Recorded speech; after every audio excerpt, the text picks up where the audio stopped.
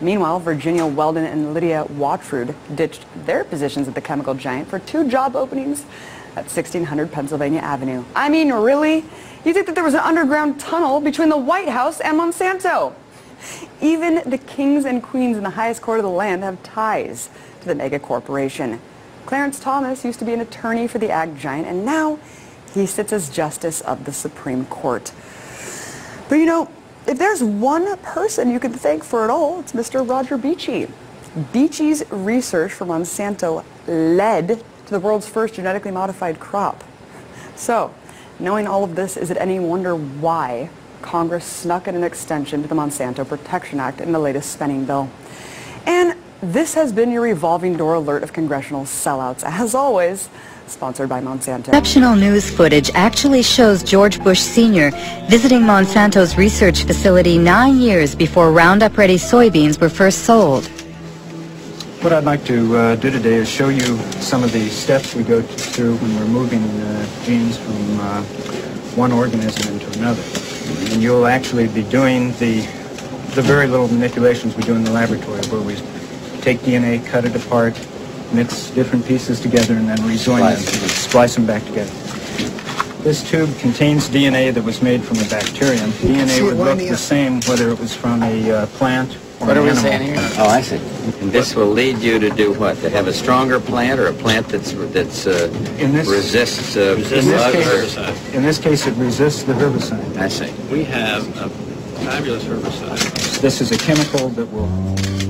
When George Bush Sr. toured the company's headquarters, he was Ronald Reagan's vice president, and deregulation was this Republican administration's watchword. The intention was to boost industry by eliminating what White House hardliners called bureaucratic hurdles, like health and environmental safety testing, which were Monsanto's key problems. We have before USDA right now a request to test this for the first time on a farm in Illinois this year. And get hallucinating about it, we'll lose another year. Yes, we will. And then the expense goes out and nothing happens because you can't do it.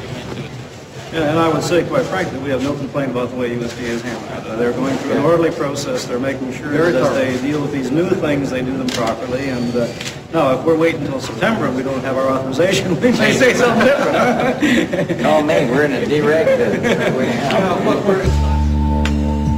In 1988, when George Bush Sr. was elected President of the United States, Dan Quayle became the new Vice President.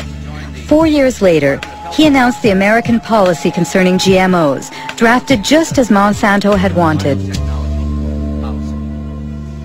We are taking this step as part of the President's Regulatory Relief Initiative, now in its second phase.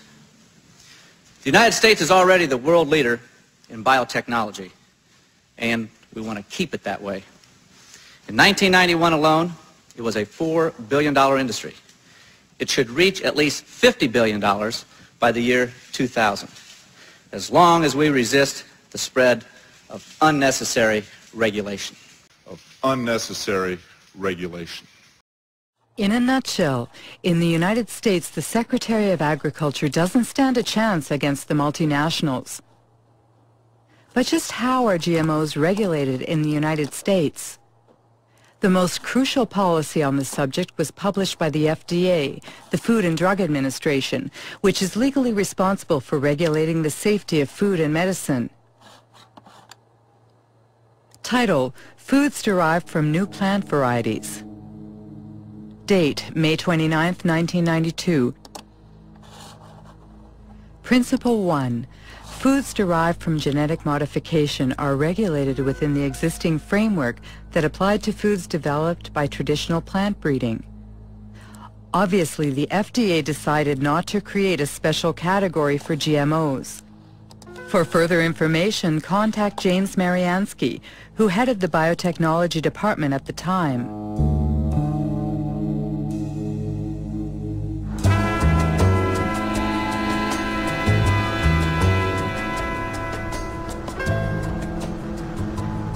Basically, the government had taken a decision that it would not create new laws, that it felt there were already sufficient laws in place that had enough authority for the agencies to deal with new technologies.